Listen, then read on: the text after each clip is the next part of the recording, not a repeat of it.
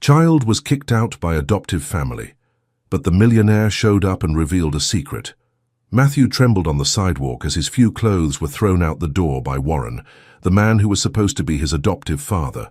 The woman Nancy screamed that she couldn't take his lies anymore and that he was ruining the family. The 6-year-old boy hugged his stuffed animal tightly, the only friend he had left during those 3 long months of suffering. "Take your things and get out of here," Warren yelled, red with anger. "We don't want this lying kid in our house anymore." The accusation was always the same. Matthew hid food under his bed, and they thought he was stealing from the pantry. The truth hurt more than any shouting. The boy was hiding part of his meals to feed Luna, an abandoned dog that lived on the neighboring property. But how could he explain that to people who had already decided he was a problem? The couple's oldest daughter, Lily, 17, watched everything from the porch with her arms crossed.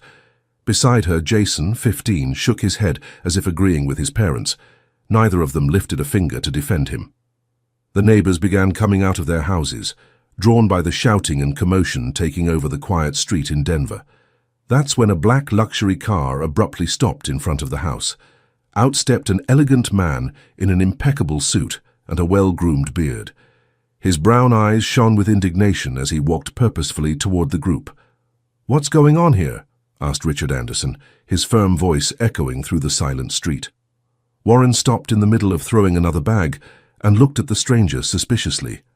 "And who are you to interfere in our business?" "Someone who won't stand by and watch a child be mistreated," replied Richard, walking up to Matthew and placing a hand on the boy's shoulder. "Are you okay, little one?" Matthew looked up and saw a familiar face. It was the man who always appeared at the park where he used to play before the adoption, the one who talked to him and sometimes gave him a snack. The boy's heart filled with a hope he hadn't felt in a long time. "Uncle Rich," he whispered, using the affectionate nickname he had created for the man. "That's right, my boy. I'm here," said Richard, carefully hugging the child. Nancy came down the porch steps, annoyed by the interference. "Look here, sir, this boy is our adoptive son and we know what's best for him. He's a liar, problematic, can't adapt. We've tried everything." "Tried everything," Richard repeated, his voice heavy with irony. "Like locking him in his room without dinner when you couldn't find the food he stole? Or making him sleep on the hallway floor when you had visitors?" The silence that followed was deafening. Warren and Nancy looked at each other, surprised. "How do you know that?" asked Warren, his voice trembling. "Because I know much more about you than you think," replied Richard, taking an envelope from his jacket's inner pocket. "I know that you receive government assistance to care for Matthew. I also know that part of that money was never used on him." Lily came down from the porch, curious. The situation was getting too interesting to watch from afar. "Dad, who is this man?" she asked. "I don't know, honey. I've never seen him before," Warren answered, but his voice didn't sound convincing. Richard opened the envelope and showed some documents. "My name is Richard Anderson. I'm a businessman and have been following Matthew's situation through reports from a social worker who is a friend of mine. You've been under observation for weeks." Nancy paled. "This is harassment. You have no right to spy on our family." "We do when there's suspicion of mistreatment and neglect," Richard replied calmly. "And you gave me plenty of reasons to suspect." More neighbors were gathering, forming a small crowd in the street. Mrs. Clara, the elderly neighbor next door, shook her head in disapproval. "I always thought it was strange, this boy being so skinny and quiet," she remarked. "I never saw him playing in the yard like a normal child." "Are you sticking your nose in this too?" shouted Nancy, losing her composure. "I'm defending this child, which is what you should be doing," Mrs. Clara retorted. Richard crouched down to Matthew's level, who remained clinging to him. "Matthew, can you tell me what happened today?" The boy looked fearfully at Warren and Nancy, then whispered in Richard's ear. "They found the food I saved for Luna. They said I'm a thief and they don't want me anymore." "Who is Luna, my dear?" "She's a dog that lives alone on the lot next door. She's always hungry, Uncle Rich. I just wanted to help her." Richard felt anger rising in his chest, but he controlled himself. He stood up and faced the couple. "You threw a 6-year-old child out because he was feeding a stray animal. He was stealing food from our pantry," yelled Warren. "It was his food, the food you're required to give him," Richard replied, raising his voice for the first time. Jason, who had remained silent until then, came down from the porch and approached his father. "Dad, can I say something?" "Not now, Jason." "Yes, now. I need to speak." The teenager took a deep breath. Matthew never stole anything. He always shared his own food. I saw him many times setting aside a piece of bread or saving some rice in his pocket. Nancy looked at her son in astonishment. "Why did you never tell me this?" "Because you never wanted to listen. Ever since he arrived, all you do is complain about him." Lily crossed her arms, uncomfortable with her brother's revelation. "Are you defending him now?" "I'm telling the truth, and there's more." Jason looked at Richard. "They're planning to adopt another child next month. I heard them talking yesterday about the government money." The silence that followed was broken by the sound of another car approaching. A middle-aged woman got out, carrying a briefcase. "Good evening, I'm Faith Sullivan, a social worker. I received an urgent call about a situation here." Richard waved to her. "Faith, I'm glad you're here. I was explaining to this family about our reports." Warren tried to appear composed. "Look, this is all a misunderstanding. We were just throwing a child out in the middle of the night," Faith completed, looking at Matthew with concern. "Mr. Warren, Mrs. Nancy, do you realize this is considered abandonment?" "We were going to take him to the shelter tomorrow," Nancy lied. "With his clothes thrown on the sidewalk?" Faith questioned. "And where would he sleep tonight?" No one answered. Richard picked Matthew up in his arms. The boy was too light for his age. "Faith, I've already spoken with my lawyer. I want to take temporary custody of Matthew tonight." "Wait a minute!" Warren exploded. "You can't just show up and take our son like that." "Son?" Richard laughed humorlessly. "What father throws his own son out on the street?" Mrs. Clara approached the group. "Can I say something? I've lived here for 40 years, and I've seen a lot. But I've never seen a child as sad as this boy. He spends hours in my yard, talking to my plants. He always asked me if I had anything to give to a friend of his. Now I understand it was for the dog." "You're making that up," Nancy accused. "Making it up?" Mrs. Clara went into her house and came back with a notebook. "I write down everything unusual I see in the neighborhood. Do you want me to read some entries about you?" Warren tried to grab the notebook, but the elderly woman was faster. March 15. Matthew asked for some water, said he was thirsty but couldn't drink from the house faucet because it was broken. I found out later it wasn't broken. Read Mrs. Clara. March 22. The boy's face was swollen. When I asked what happened, he said he fell. But I saw him leaving the house in that condition. "Enough!" shouted Nancy. "This woman is crazy." March 28th. Matthew showed up in my yard, crying. He said his family was going to return him after the Easter holiday because they needed the money first. Faith was writing everything down on her clipboard. The situation was getting more and more serious. "Mr. Warren, I need you to come with me to provide some explanations," she said. "I'm not going anywhere." "This isn't a request," intervened Richard. "It's a legal obligation." Lily, who was watching everything in silence, finally spoke. "Dad, I think you'd better tell the truth. This has gone too far." "Shut up, Lily." "I won't shut up," the teenager exploded. "Do you think I'm deaf? I heard you planning to return Matthew after getting the last payment. I heard Mom talking with Aunt about how easy it was to make money taking care of a child. I heard everything." Nancy tried to approach her daughter, but Lily stepped back. "You don't understand, honey. We need this money. Your father has been unemployed for months. The bills—" "And that's why you were going to use a child?" asked Lily, tears in her eyes. "What kind of parents are you?" Dear listener, if you're enjoying the story, please take a moment to like and especially subscribe to the channel. It really helps us who are just starting out now continuing. Matthew watched everything without fully understanding the adult's words, but feeling that something important was happening. He pressed the doll against his chest and whispered to Richard, "Uncle Rich, can I stay with you?" "Of course you can, my dear. I won't let anyone hurt you anymore." Faith approached Richard. "Mr. Anderson, do you have documentation to assume temporary custody?" "Yes, I do. My lawyer has already prepared everything." Richard showed some papers. "Dr. Henderson is on his way." "How did you have everything prepared already?" asked Warren, suspicious. "Because I knew this moment would come. You gave clear signs that you didn't have the means or interest in taking care of Matthew." Nancy tried one last emotional card. Matthew, sweetie, don't you want to stay with Mommy Nancy? We can talk, work everything out. The boy hid in Richard's neck. I don't want to be hit anymore, he whispered. No one will ever hit you again, promised Richard, feeling his heart break. We never hit him, lied Warren. Jason shook his head. Dad, stop it. I saw you hitting him several times. The first week when he wet the bed. The second week when he asked about his mother. The third. Enough, Jason, shouted Warren. I won't stop. Someone needs to defend him. The teenager was crying now. You brought him home promising he'd be our brother, but you treated him worse than an animal.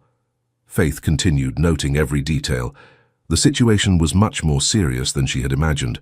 Mr. Warren, Mrs. Nancy, you are being formally notified that Matthew's custody is being reviewed. Additionally, you will be investigated for abuse and possible fraud in the adoption program. Fraud? Asked Nancy, trying to sound offended. Using the adoption program as a source of income is a federal crime, explained Faith. And from what I'm seeing here, there's enough evidence to open an investigation. A car approached, and a middle-aged man got out carrying a leather briefcase. Dr. Henderson, greeted Richard. You arrived just in time. Richard, my friend, how's the situation? Complicated, but under control. Matthew is with me. Dr. Henderson looked at the boy and smiled. Hey there, champ. Remember me? Matthew nodded timidly. He vaguely remembered the man who sometimes accompanied Richard in the park. Mrs. Faith, here are all the documents needed for temporary custody, said Dr. Henderson, handing a folder to the social worker. While Faith reviewed the papers, Mrs. Clara approached Richard. Young man, can I ask you a question? Of course, ma'am. How do you know this boy? It's no coincidence you showed up here today. Richard took a deep breath. It was time to start revealing some truths. I met Matthew a long time ago, Mrs. Clara, even before he came to this home. What do you mean? Asked Faith, looking up from the documents. I knew his biological mother. She worked at my company. Warren and Nancy exchanged confused glances. What biological mother? Asked Nancy. We were told that she was no longer around. It's true. She passed away when Matthew was just 4 years old. Richard's voice became choked. But before that, she asked me for a very special favor. Matthew lifted his head from Richard's shoulder. You knew my mother? Yes, I did, my dear. She was a very special person, and you're just like her. What was she like? Asked the boy, his eyes shining with curiosity. She was beautiful, brave, and had a heart bigger than the world, just like you, who takes care of the puppy even when you're hungry. Lily approached, also curious. Sir, what exactly did his mother ask you? Richard looked at everyone present. It was a delicate moment, but necessary. She asked me to take care of her son if anything happened to her. She promised that, in return, she would tell me a very important secret about my own family. What secret? Asked Dr. Henderson, who also didn't know all the details of the story. A secret that changed my life forever. Richard hugged Matthew tightly. But that's a long story, and right now what matters is taking care of Matthew. Faith finished reviewing the documents. Everything is in order. Mr. Richard, you are authorized to take Matthew under temporary custody. The permanent process will be reviewed in the coming days. Wait a minute, shouted Warren. You can't do this. We're his family. You lost that right when you put him on the street, Faith replied firmly. The child's well-being is our priority. Nancy began to cry. We were just going through hard times, and we didn't mean to hurt him. But you did, said Jason, approaching Richard. Sir, will you take good care of him? I'll give him all the love he deserves, Richard promised. Can I visit him sometimes? Asked the teenager. I know I messed up by not standing up for him before, but he's my brother. Richard smiled. Of course you can, Jason. You'll always be welcome. Lily also approached. Can I too? Everyone who truly cares about Matthew can visit him, Richard replied. Warren made one last attempt. This isn't over. I'll sue all of you. You won't do anything, interrupted Dr. Henderson, unless you want to answer for abandonment of a minor, mistreatment and fraud. I suggest you cooperate with the investigations if you want to avoid more serious consequences. Mrs. Clara clapped her hands. Finally, this boy will have the family he deserves. How can you be so sure? Asked Nancy bitterly. Because I've seen this man in the park with Matthew for months, always with affection, always with patience. That's no coincidence. That's real love. Matthew tugged on Richard's shirt. Uncle Rich, what about Luna? Who's going to take care of her now? We'll take care of her together, my dear. Tomorrow we'll go get her and bring her home. To your home? Asked the boy hopefully. For our home, corrected Richard, smiling. Faith put the documents back in her briefcase. Mr. Warren, Mrs. Nancy, you will receive a summons to appear at the juvenile court in the coming days. I suggest you hire a lawyer. Faith, called Richard, can you come with us to the house? I want you to see the conditions I've prepared for Matthew. Of course, it's part of the procedure anyway. As they walked toward the cars, Matthew waved to Jason and Lily. Bye, he said timidly. Bye, bro, replied Jason, crying. Take care, okay? Lily was also crying. I'm sorry I didn't stand up for you before, Matthew. It's okay, the boy replied, with the innocence of a child who forgives easily. Richard settled Matthew in the back seat of the car, carefully fastening his seatbelt. Comfortable? Yes. Uncle Rich? What is it, my dear? Do you promise you won't send me back? Richard's heart shattered into 1,000 pieces. I promise you'll never go through that again. You'll stay with me forever if you want. I want to, whispered Matthew, hugging his doll. During the drive to Richard's house, Faith asked some protocol questions. Mr. Richard, do you have experience with children? I don't have children of my own, if that's what you're asking. But I have nephews and I've always been good with kids. And is your home prepared to welcome a child? More than prepared, Richard smiled mysteriously. Actually, it's been ready for a few months. What do you mean? You'll understand when we get there. Richard's house was in an upscale neighborhood of Denver, a modern yet cozy building. When they entered, Faith was impressed. There were toys neatly arranged in the living room, children's books on the shelves, and even a special corner with colorful cushions. Mr. Richard, when did you prepare all this? Over the last 3 months, ever since I found out Matthew was in that house. Matthew looked at everything with wide eyes. Is all this for me? It's for us, corrected Richard. Want to see your room? The boy nodded enthusiastically. Richard picked him up and went upstairs. When he opened the bedroom door, Matthew let out a little squeal of joy. The room was decorated with a forest animal theme. There was a bed shaped like a treehouse, shelves full of books and toys, and even an aquarium with colorful little fish. Is it really mine? Asked Matthew, unable to believe it. All yours, champ. Faith observed everything carefully. It was impossible not to notice the care and affection in every detail. How did you know exactly what he liked? Richard crouched down beside Matthew, who was exploring the toys. Because I talked with him a lot at the park. He always told me about his dreams, his wishes, and also because... He hesitated, because his mother told me many things about his preferences. My mom talked about me, asked Matthew, stopping his play. A lot. She told me you loved animals, that you liked picture books, and that your dream was to have a room of your own with a big, soft bed. That's true, exclaimed the boy. How did she know I dreamed of that? Because moms know everything about their children, even when they're not around. Faith discreetly wiped away a tear. Mr. Richard, I need to ask, what exactly was your relationship with Matthew's mother? Richard took a deep breath.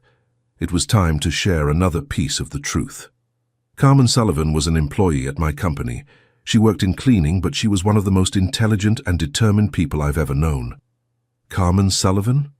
Faith checked her files. Yes, that's the name of the registered birth mother. She worked every day to give Matthew the best. When she got sick, she kept working until she couldn't anymore. She was sick? Asked Matthew, saddened. She was, my dear. But she fought hard to stay with you as long as possible. And then she went to heaven? Yes. But before that, she made a very important promise to me, and I made a promise to her too. Faith sat on the edge of the bed. What promises were those? Richard looked at Matthew, who was playing with a stuffed teddy bear. She promised me that if I took care of Matthew as if he were my own son, she would tell me who really saved my daughter years ago. "You have a daughter?" asked Faith. "I did. She passed away in an accident when she was only 8 years old. That was 15 years ago." The silence that followed was heavy. Richard continued, "At the time, an unknown woman saved my daughter from being hit by a car. The woman was struck in her place and was badly injured. I never could find out who she was, because when I got to the hospital she had already left." "And Carmen knew who that woman was?" "More than that." Richard looked at Matthew with tenderness. "She was that woman." Faith's eyes widened. "What do you mean?" "Carmen Sullivan saved my daughter Sophia 15 years ago. She was pregnant with Matthew at the time, but still threw herself in front of the car to save an unknown child." Matthew stopped playing and looked at Richard. "My mum saved your daughter." "She did, and because of the crash she had complications in her pregnancy. The doctors said Matthew was born premature because of the accident." "Oh my God," whispered Faith. "And your daughter?" "My Sophia lived 5 more years after that. Happy years, full of love. She always said she wanted to meet the angel aunt who saved her." Richard moved closer to Matthew and pulled him onto his lap. "When Carmen showed up at my company looking for a job, she recognized my name on the documents. That's when she told me the whole story." "And why did she never look for you before?" "Because she was afraid. She thought I would be angry because she caused the pregnancy complications for Matthew. But in truth, I only felt gratitude." Matthew hugged Richard tightly. "So you've known me since I was little?" "I met you when you were just 6 months old, Matthew. Your mother brought me to meet you and said you were a gift she wanted to give me." "A gift?" asked Faith. "She said that since she couldn't save my daughter forever, she wanted to give me the chance to have a child to love again." Tears streamed freely down Richard's face. "But I was too proud, too hurt by the loss of Sophia. I told her I needed time to think. That was my biggest mistake." "Why?" "Because when I finally decided I wanted to get to know the two of you better, Carmen was already very sick. She came to me for a job at the company because she needed the health insurance. Faith now understood the full complexity of the situation, and she asked you to take care of Matthew when she was gone." "She did, but she also made me promise that I would only do it if I truly loved him as a son, not out of obligation or gratitude." Matthew looked into Richard's eyes. "And do you love me?" "I love you more than I ever thought it was possible to love someone again, my son." The word son echoed through the room, filled with meaning and promise. Faith wiped her eyes, moved. "Mr. Richard, that explains a lot. But why didn't you take custody of Matthew from the start?" "Because Carmen made me promise that I would only step in if he really needed it. She wanted him to have the chance at a traditional family first. But you were watching, every day. Carmen and I had arranged some signals. If she put a red towel in the window, it meant she needed help. If it was a blue towel, it meant everything was fine." "And how did you know Matthew was suffering in that house?" Richard stood up and went to the bedroom window. "Because I never stopped watching. After Carmen passed away, I promised her I would always look after Matthew, even from afar. You used to see him in the park, every day, and I noticed he was getting thinner and sadder. I started bringing extra snacks for him." Matthew tugged at Richard's shirt. "Was that why you always showed up at the park with food?"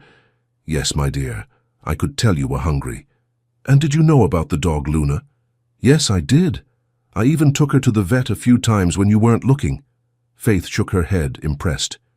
"You were taking care of both of them without them knowing." "I had promised Carmen that I would always protect our boy." "Our boy?" asked Matthew. "That's right, your mother always said you were our heart's son." Dear listener, if you're enjoying the story, please take a moment to like and especially subscribe to the channel. It really helps us who are just starting out. Now continuing. Faith's phone rang. She stepped away to answer it, leaving Richard and Matthew alone for a few minutes.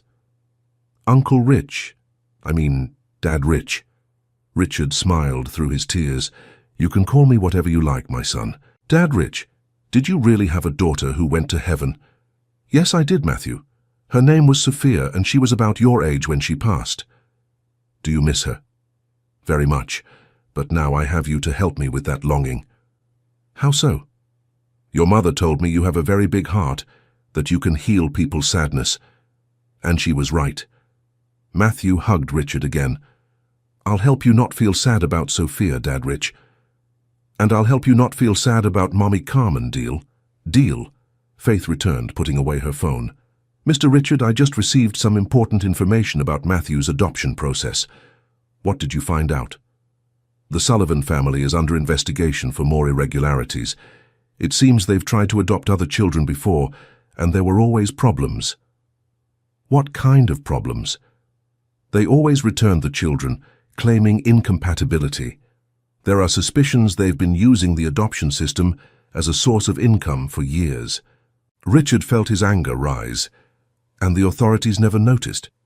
The system still has many flaws, unfortunately, but now, with the complaints and the reports you provided, they won't be able to adopt any more children. What about Jason and Lily? They're not to blame for their parents. No, in fact, from what I observed today, they showed genuine remorse and affection for Matthew. Matthew, who was playing on the floor, looked up. Can they really come visit me? Of course they can, my son. They've suffered from the situation too. Faith checked her watch. Mr. Richard, I need to go, but I'll be back tomorrow to continue the process. For now, everything is in order. Thank you, Faith, for everything. Thank you for saving this child. After Faith left, Richard and Matthew were alone in the house. The boy explored every corner of the room, still unable to believe it was all real. Dad, Rich, can I ask you a question? As many as you want. How did you know I liked little fish? Richard smiled and walked over to the aquarium.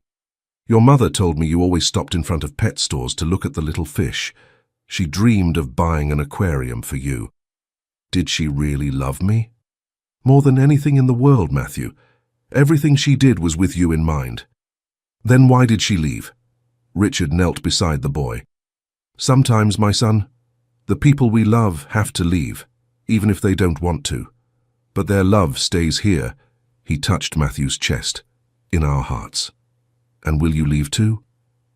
Never. I promise I'll stay with you forever. Even if I mess up. Even if you mess up 100 times a day. Richard laughed. Because that's what parents do. They love their children unconditionally. Matthew threw himself into Richard's arms. I love you, Uncle Rich. I love you too, my son. That night, for the first time in months, Matthew slept peacefully. Richard sat by the bed watching the boy sleep and silently thanking Carmen for giving him the chance to be a father again. The next day, as promised, they went to pick up Luna. The dog was thin and scared, but when she saw Matthew, she ran to him joyfully. Look, Luna, now you're going to live with us, said the boy, hugging the dog. Richard had already arranged everything. Food, a bed, toys, and even a vet appointment. She'll be fine soon, my son. The animal doctor will take good care of her. Just like you're taking care of me? Exactly like that. During the vet appointment, they discovered that Luna was expecting puppies. Uncle Rich, does that mean we're going to have more dogs? It means our family is going to grow, Richard replied, smiling. A real family. The most real family there is, a family made of love. In the following weeks, Matthew's life completely transformed. He started attending a private school where he quickly made friends. His grades were excellent, and the teachers praised his intelligence and sensitivity. Jason and Lily visited Matthew regularly. They had moved to their maternal grandmother's house after their parents were investigated and lost temporary custody of both. How are things over there? Richard asked Jason during one of the visits. Better. Grandma is more caring than our parents. I think we never had a real family until now. And are you both okay? We are, and happy to see Matthew happy too. Lily, who had matured a lot through the whole situation, approached Richard. Mr. Richard, can I thank you for something? Of course. For showing us what a family should be like. Seeing you two together, I understood what was wrong in our home. What you had was fear and despair, not malice. That makes all the difference. Even so, thank you. Matthew is shining with happiness. It was true. Matthew was unrecognizable. He had gained weight, his skin was rosier, and he smiled constantly. But the biggest change was in his eyes. There was no more sadness in them. One afternoon, while playing in the backyard with Luna and her 3 puppies, Matthew asked a question that caught Richard by surprise. "Uncle Rich, do you think Sophia and Mom Carmen met in heaven?" Richard stopped playing and looked at the boy. "Why do you ask that?" "Because yesterday I dreamed about both of them. They were playing together and told me to tell you they're happy because now we're a family." Richard felt a shiver run through his body. "What did they look like in your dream?" "Sophia looked like me, but a girl. And Mom Carmen was wearing a blue dress, just like in the photo you showed me." Richard had never shown Matthew the photo of Carmen in a blue dress. It was kept in his wallet and he was sure the boy had never seen it. "Matthew, are you sure it was a blue dress?" "Yes. And she said she loves you very much for taking care of me." Tears streamed down Richard's face. Maybe it was a coincidence, maybe it was a child's imagination, but in that moment he felt a peace he hadn't experienced in years. "And what else did they say?" "That you're the best dad in the world, and that I'm the luckiest son ever." "Do you feel lucky?" "Very. I have a dad who loves me, a dog with puppies, a beautiful house, and I can even go to school and have friends." Richard hugged Matthew tightly. "I'm the lucky one to have you, my son." A few months later, Matthew's final adoption was approved. The ceremony was small but emotional. Faith, Dr. Henderson, Jason, Lily, Mrs. Clara, and some close friends of Richard. The judge, Dr. Robert Smith, asked Matthew a few formal questions. "Matthew, do you understand what it means to be adopted by Mr. Richard? It means he will be my father forever, and I will be his son forever." "And do you want that?" "I want it more than anything in the world, Mr. Richard, do you commit to caring for Matthew as your legitimate son?" "I do with great pride and joy, Your Honor." "Then I grant the adoption. Matthew Sullivan Anderson, you are now officially the son of Richard Anderson." Everyone applauded. Matthew ran into Richard's arms, who lifted him up and spun around with him. "Now I'm really your son, Dad." "You've always been my real son, Matthew. Now it's just on paper, too." After the ceremony, they had a small party at home. Luna and her puppies ran around the yard, where a special playground had been installed for Matthew. Mrs. Clara approached Richard. "Young man, can I tell you something?" "Of course, Mrs. Clara."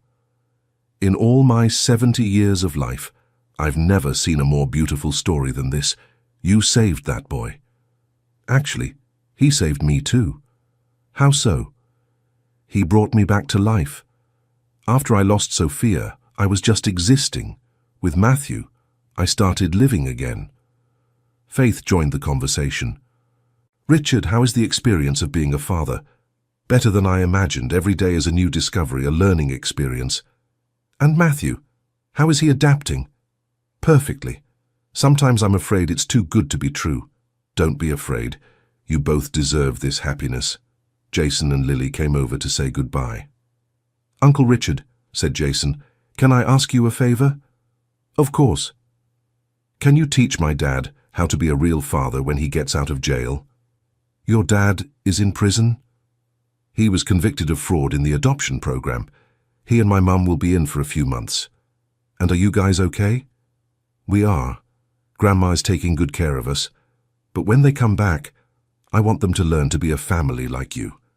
Richard was moved by the teenagers' maturity. "If they really want to change, I'll help them. Thank you, and thank you for showing us what family love is." When everyone had left, Richard and Matthew were alone in the yard, watching the stars. "Dad, can I tell you a secret?" "You can tell me anything." "Sometimes I talk to Mommy Carmen before I go to sleep." "And what do you tell her?" "I tell her about my day and thank her for choosing you to be my dad." Richard felt his heart tighten with emotion. "And do you feel like she hears you?" "I do. And she always tells me she's proud of me and that she loves you very much. Even if it's just a dream, I like to think she's really watching over us." "It's not a dream, Dad. It's real." "How are you so sure?" "Because when she talks to me, I feel it here inside." Matthew touched his chest. the same warmth I feel when you hug me." Richard hugged the boy, understanding that some things in life don't need explanation, just acceptance. "Matthew, now that we're an official family, how about we plan our future?" "What kind of plans?" "Well, do you want to keep studying at this school?" "Yes, my friends are nice, and the teacher said I'm very smart." "What about the dogs? Are we keeping all of Luna's puppies?" "We can give some to kids who don't have a pet like I didn't. That way more people will be happy." Richard smiled at the boy's generosity. "Excellent idea. And what about trips? Do you want to see other places?" "I want to see the ocean. Mommy Carmen always said she'd take me to see the ocean one day." "Then we'll go to the beach on our next vacation." "Promise?" "I promise. And you can bring a little friend along if you want." "Can I? Really?" "Of course. Now you have a family that can give you everything you've ever dreamed of." Matthew looked up at the stars.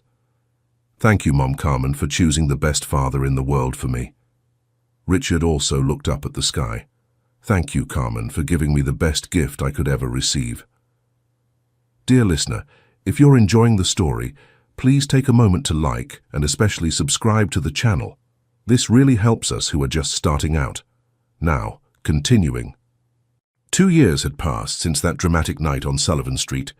Matthew, now 8 years old, was in 3rd grade and was one of the best students in his class. His personality had fully blossomed. He was affectionate, intelligent, responsible, and above all, happy. Richard had expanded his business and now ran a very successful consulting firm. He made sure to pick Matthew up from school every day and always set aside afternoons for them to spend together. Luna had become the matriarch of a small canine family. They had kept 2 of the puppies, Honey and Coco, and donated the 3rd to a needy family in the neighborhood. The house was always full of life and joy. One Friday afternoon, as Matthew was doing his homework at the kitchen table, the phone rang. It was Faith. "Richard, I need to talk to you about something important." "What is it, Faith? Is there a problem with Matthew's paperwork?" "No, it's not about that. It's about Warren and Nancy Sullivan." Richard felt a knot in his stomach. What happened to them? "They were released from prison last week, and today they went to the Child Protective Services wanting information about Matthew." "What do you mean? They no longer have any legal rights over him?" "They don't indeed, but they're claiming they just want to apologize to him in person." "And do you believe that?" "I don't know. That's why I'm calling. They said they've changed, that they had therapy in prison and that they recognize the mistakes they made." Richard looked at Matthew, who was focused on his homework. "Faith, Matthew is doing well. He's happy. I don't want anything to disturb his peace." "I understand, but legally they have the right to try to have a conversation if you and Matthew agree." "I need to talk to him first." "Of course. Call me when you've decided." Richard hung up the phone, thoughtful. How to tell Matthew that the people who hurt him wanted to see him again? "Dad, who were you talking to?" "Aunt Faith, son." "Is there a problem?" Richard sat down next to Matthew. "Matthew, do you remember Mr. Warren and Mrs. Nancy?" The boy stopped writing and became serious. "I remember. Why are you asking?" "They want to talk to you. They say they want to apologize." Matthew was silent for a few minutes, processing the information. "Are they going to take me away?" "Never." Richard hugged him tightly. "You're my son forever. No one can change that." "Then why do they want to talk to me?" "I'm not sure, my son. Maybe they've understood they made mistakes and want to make amends." "What's making amends?" "It's when a person recognizes they did something wrong and tries to fix it." Matthew thought for a few more minutes. "Dad, do you think I should talk to them?" "That depends only on you, Matthew. If you don't want to, we won't." "If you do, I'll be by your side the whole time." "They hurt my heart." "I know, my son. But Mom Carmen always said that forgiving people is good for our hearts too." Richard was impressed by the boy's wisdom. "Do you want to forgive them?" "I want to try, but only if you stay with me. I'll always be by your side no matter what happens." The following Saturday, the meeting was scheduled at Faith's office on neutral ground. Richard and Matthew arrived promptly. The boy was visibly nervous but determined. A few minutes later, Warren and Nancy arrived. They looked noticeably different. thinner, with a tired appearance, and Nancy was quietly crying. "Matthew," said Warren, his voice choked up. "Thank you for agreeing to see us." The boy tightened his grip on Richard's hand but replied politely. "Hi, Mr. Warren." Nancy approached slowly. "My dear, you've gotten so big, so handsome." "Thank you." Faith mediated the conversation. "Mr. Warren, Mrs. Nancy, you asked to speak with Matthew. You can begin." Warren took a deep breath. "Matthew, we came here to apologize. We did terrible things to you, and there's no excuse for that." "Why did you hurt me?" asked Matthew, getting straight to the point. Nancy began to cry harder. "Because we were desperate, son. Your father was unemployed, we had a lot of debt, and we saw adoption as a financial solution. But that was wrong." "It was very wrong," Warren agreed. "We used you, and that's unforgivable." "And why did you hit me?" "Because we were bad people who didn't know how to be real parents," Nancy replied. "You had a beautiful family with Mr. Richard, and we destroyed that with our greed." Matthew looked at Richard, who nodded encouragingly. "Have you really changed?" "We're trying, son," said Warren. "We're in therapy. We work honestly now, and we've learned a lot about how a family should work." "Seeing the two of you here today," Nancy continued, looking at Richard, "we understand what we lost. You are a real family. And Jason and Lily, how are they?" "Much better," Warren replied. "They're living with Grandma and come to visit us. But we understand we were bad parents to them too." "They still come to visit me sometimes," said Matthew. "They're nice." "They speak very highly of you and Mr. Richard," said Nancy. "They say you taught them what family love is." Matthew was thoughtful for a few minutes. Then he stood up and approached the couple. "I forgive you." Warren and Nancy began to cry. "Thank you, my son." "But I have one condition," Matthew continued. "What condition?" asked Faith. "You have to promise you'll never mistreat any child again." "We promise," Warren said solemnly. "And you have to learn to be real parents to Jason and Lily." "We'll learn," Nancy promised. "And if you want to adopt other children in the future, you have to do it for love, not for money." "Matthew," said Warren, "we won't be adopting any more children. We understand we're not prepared for that." "Then it's okay, I forgive you, but I don't want you in my life. My family is Dad, Rich, Luna, and the dogs." Matthew's simple honesty touched everyone in the room. "We understand, son," said Nancy, "and we respect your decision." "Thank you for forgiving us," said Warren. "That means a lot to us." After Warren and Nancy left, Faith spoke with Richard and Matthew. "How do you feel?" "Relieved," Matthew replied. "My heart was heavy because of my anger toward them. Now it feels lighter." "And you, Richard?" "Proud of my son. He showed a maturity and generosity that many adults don't have." "Matthew, are you sure you don't want to keep in touch with them?" "I'm sure. They were part of my story, but they're not part of my family." Richard hugged the boy. "You did the right thing, my son." On the way home, Matthew was more talkative than usual. "Dad, can I tell you something?" "Always." "When I was talking to them, I felt like Mom Carmen was giving me strength." "How so?" "I remembered something she always said, that forgiving doesn't mean forgetting or taking someone back. It means freeing our hearts from anger. Your mother was very wise. And you're wise too, Dad. That's why you both chose me to be your son." "Actually, my son, we were the ones chosen by you." That evening during dinner, Matthew asked an unexpected question. "Dad, do you want to have more children?" Richard almost choked on his food. "Why are you asking that?" "Because I was thinking our house is big, we have lots of love to give, and maybe there's some child who needs a family like I needed one. Would you like to have a brother or sister?" "I would, but only if it's a child who really needs it like I did." Richard was moved by the boy's generosity. "Let's talk about this calmly, okay? It's a very important decision." "Okay, but if we adopt another child, promise you'll love them the same as you love me." "My son, a father's heart doesn't shrink when another child arrives. It grows." "What do you mean?" "It's like you gain another piece of heart to love one more person." So our heart can grow infinitely? Yes, it can. That's so cool. Then we can have a really big family. Richard laughed at Matthew's excitement. Let's take it slow, champ. One thing at a time. But the seed was planted. In the following months, Richard began seriously considering the possibility of adopting another child.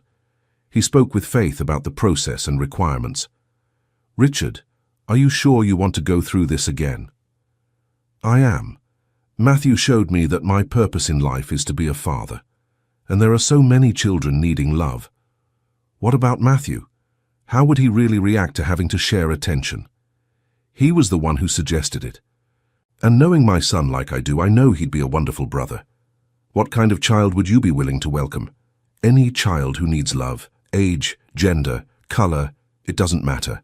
What matters is that it's a child who truly needs a family. That's very beautiful, Richard. I'll start checking some possibilities. A few weeks later, Faith called with a proposal. Richard, a situation has come up that might interest you. What happened? There's a 5-year-old girl who's been in a shelter for 2 years. She's been through 3 foster families, but always comes back because she has some behavioral challenges. What kind of challenges? She has difficulty trusting adults, is very reserved, and sometimes has anxiety attacks. Nothing that love and patience can't solve. And why did the other families return her? Because they expected an easy child and weren't prepared to deal with the consequences of her trauma. What's her name? Grace. She's a very intelligent and sweet girl, but life has hurt her deeply. Richard felt his heart tighten. Can we meet her? Of course, but you need to be certain you won't give up on her if things get difficult. Faith, after everything we went through with Matthew, do you think we'd give up on a child? You're right, you're exactly the kind of family Grace needs. That evening, Richard talked with Matthew about the possibility. Son, Aunt Faith told us about a girl who needs a family. How old is she? 5 years old, her name is Grace. Why does she need a new family? Because the parents she had didn't take good care of her, just like what happened to me. Is she sad like I was? Probably yes. Then we have to help her, Dad. We know what it's like to be sad and alone. But you need to understand that she might take time to trust us, to feel safe. Like I took time. That's right. But you were patient with me, and I learned to trust. We can be patient with her too. Richard hugged Matthew proudly. So shall we meet Grace? Yes, when? Tomorrow, if you want. The meeting was scheduled at the very shelter where Grace lived.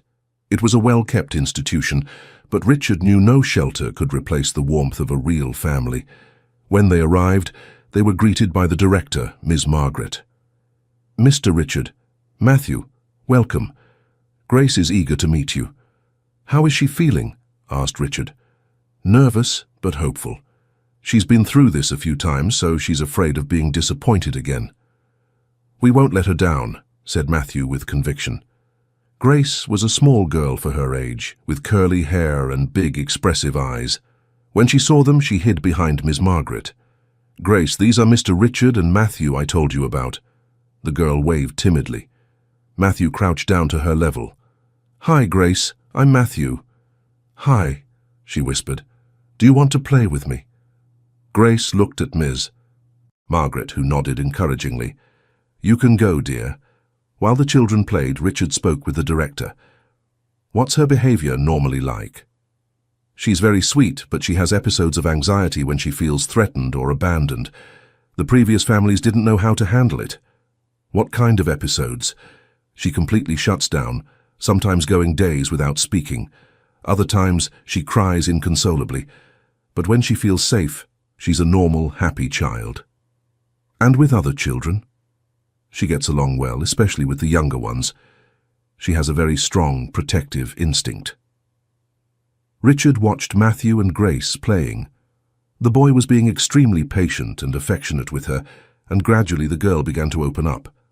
Matthew, do you have any siblings? Asked Grace. No, but I really want to have a sister. What's it like to have a family? It's having someone who always loves you, even when you mess up. It's having a warm home, delicious food, and someone to talk to when you're sad. And is your father nice? He's the best father in the world. He saved me when I was sad and alone. How were you sad? I lived with a family that didn't really love me. They hurt me and said I was bad. Just like me, exclaimed Grace. My last family said I was problematic. But you're not problematic. You're just scared, like I was. How did you stop being scared? My father showed me that real love never goes away. Even when I messed up, he kept loving me. Grace looked at Richard, who was watching the conversation from a distance. He seems nice. Do you want to get to know him better? I do. Matthew called Richard, who approached slowly. Grace, this is my father, Richard. Hi, Grace. It's a pleasure to meet you. Hi, she replied, still shy. Matthew told me you were talking about families. I've never had a real family, but would you like to have one? I would, but I'm afraid. Afraid of what? Of not being good enough and you sending me back like the other families did. Richard knelt down to her level. Grace, can I tell you a secret? She nodded. When I met Matthew, he was very scared too. And you know what I found out? What? That children who are scared just need time and lots of love to learn to trust again. What if I cry a lot? You can cry whenever you need to. Crying sometimes helps. What if I get angry? You can get angry too. We'll help you deal with those feelings. What if I break something by accident? We'll fix it together. Grace thought for a few minutes. Do you have any pets? Matthew perked up. We do. A dog named Luna and 2 puppies, Honey and Coco. Can I play with them? Of course, and they'll love you so much. And my room? What would it be like? You can choose how you want it, replied Richard. We can decorate it together. Really? Really? Every child has different tastes and we want you to feel at home. Grace looked at Matthew. If I come live with you, will you be my real brother? I will, and I'll always protect you, just like my father protects me. The girl started to cry, but not from sadness. I really want to have a family. Richard pulled her into a hug. And we really want you as our daughter. The adjustment process started gradually. Grace began spending weekends at Richard's house, then long holidays, until she finally moved in permanently. The first few months were challenging. Grace had several anxiety attacks, especially when Richard left for work. She was afraid he wouldn't come back like it had happened with other families. But Richard and Matthew were extremely patient. They created routines that made Grace feel safe, left little notes for her when they went out, and always kept exactly what they promised. Slowly, the girl began to trust. Her attacks became less frequent, and she started showing more affection and spontaneity. One night, about 6 months after Grace arrived, she had a particularly intense nightmare. Richard rushed to her room and found her crying desperately. Dad, I dreamed you took me back to the shelter. It was just a dream, my princess. We're never sending you away. Promise? I promise. You're our daughter forever. Matthew also woke up from the noise and went to his sister's room. Gracie, are you okay? I had a bad dream. Want to sleep in my room tonight? We can have a pajama party. Can I, Dad? Grace asked Richard. Of course you can. But just for tonight, okay? Tomorrow, everyone goes back to their own room. The 3 ended up sleeping together in the living room, watching cartoons, until Grace completely calmed down. The next morning during breakfast, Grace made a statement that moved Richard deeply. Dad, can I call you Dad always? Always, my daughter. And will Matthew always be my brother? Always, Matthew replied, hugging his sister. Then I don't need to be afraid anymore. Now I have a real family. Richard felt tears in his eyes. Now you have a real family, and we have you. We're complete. 2 years later, Grace's adoption was also finalized. The ceremony was even more emotional than the first one, because now they were truly a complete family.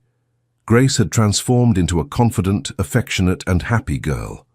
Her traumas hadn't completely disappeared, but she had learned to deal with them with her family's support. Matthew had become a protective and caring brother, always making sure Grace felt included and loved. And Richard had discovered that being a father of 2 was even more rewarding than he had imagined. Each child brought their own joys and challenges, but also lots of love.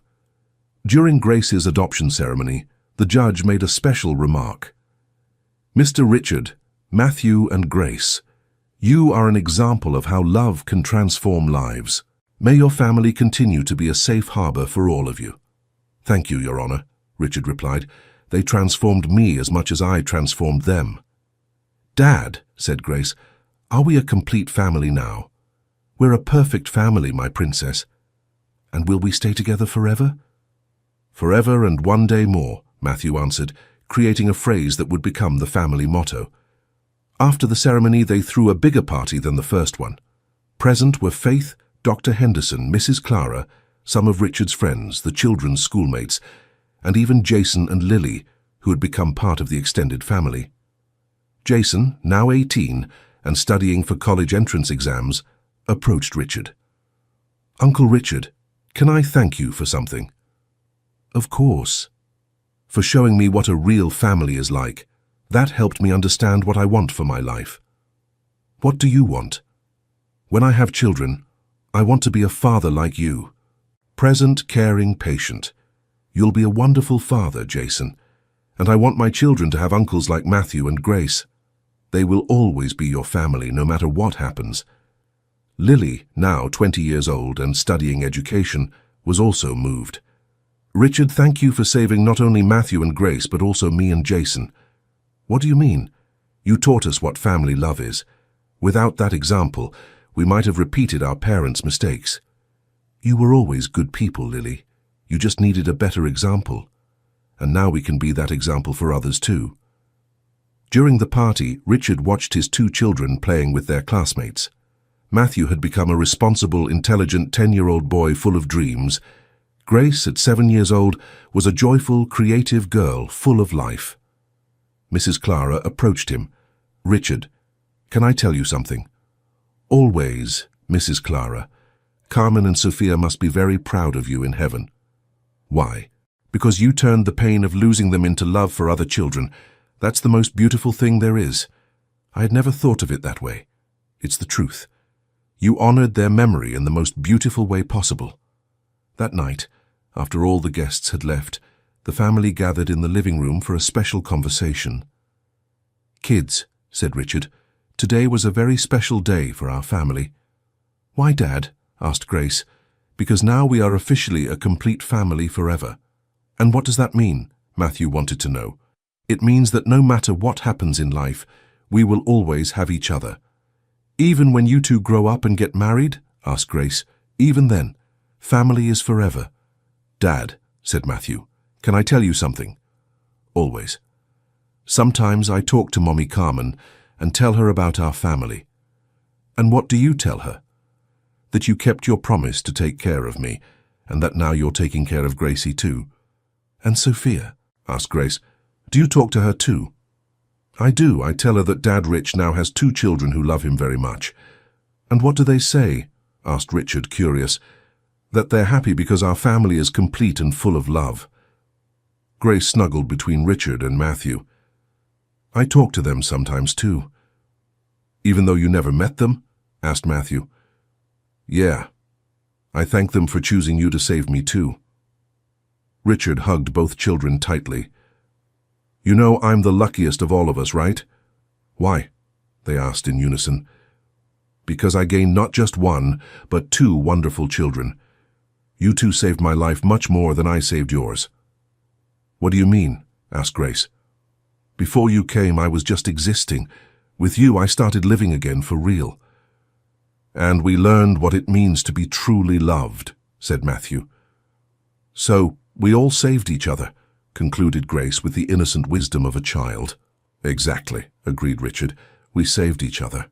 That night, the 3 most important people in Richard's life slept peacefully, knowing they belonged to a true family, built with love, patience, and much dedication. The following years brought many joys to the Anderson family. Matthew excelled in his studies and developed a passion for veterinary medicine, inspired by caring for Luna and her puppies. Grace discovered a talent for the arts and began painting beautiful pictures that decorated the entire house. Richard expanded his business even further, but always kept family as his priority. He never missed a school presentation, a soccer game of Matthew's, or an art exhibition of Grace's. The house was always full of life, The children brought friends over to play. Luna and the dogs filled the backyard with joy, and weekends were always special, with outings, family games, and long conversations about life. During one of these family conversations, with Matthew now 15 and Grace 12, the topic turned to the past. "Dad," said Matthew, "have you ever regretted adopting us?" "Never. Why do you ask?" "Sometimes I think about all the trouble we caused, especially in the beginning." "Matthew, you were never trouble. You were the best thing that ever happened to me." "Even when I had nightmares every night?" asked Grace, "especially during those times. That's when I realized how much you needed me and how much I needed you." "And you never wanted to have biological children?" asked Matthew. Richard thought for a moment before answering. "You know, my children, there's a difference between creating a child and being a parent to a child. You may not have come from my body, but you came from my heart." "What do you mean?" asked Grace. "I didn't choose you by chance. You came into my life exactly when I needed you, and I came into your lives exactly when you needed me. That's no coincidence." "Do you think Mom, Carmen, and Sophia planned this?" asked Matthew. "I don't know. But I like to think so." "I like to think that too," said Grace. "It's as if they sent us to take care of each other." "And it worked," said Matthew. "We're a perfect family." "We're not perfect," corrected Richard. "We're real, and that's even better." End of story. Now tell us, what did you think of this touching story? Do you believe Richard made the right decision by fighting for Matthew's custody? And how did you feel when Grace also found her family? Share your honest thoughts in the comments. If this story moved you as much as it moved us, don't forget to like the video. And most importantly, subscribe to the channel so you don't miss other heartwarming stories. Your company means a lot to us.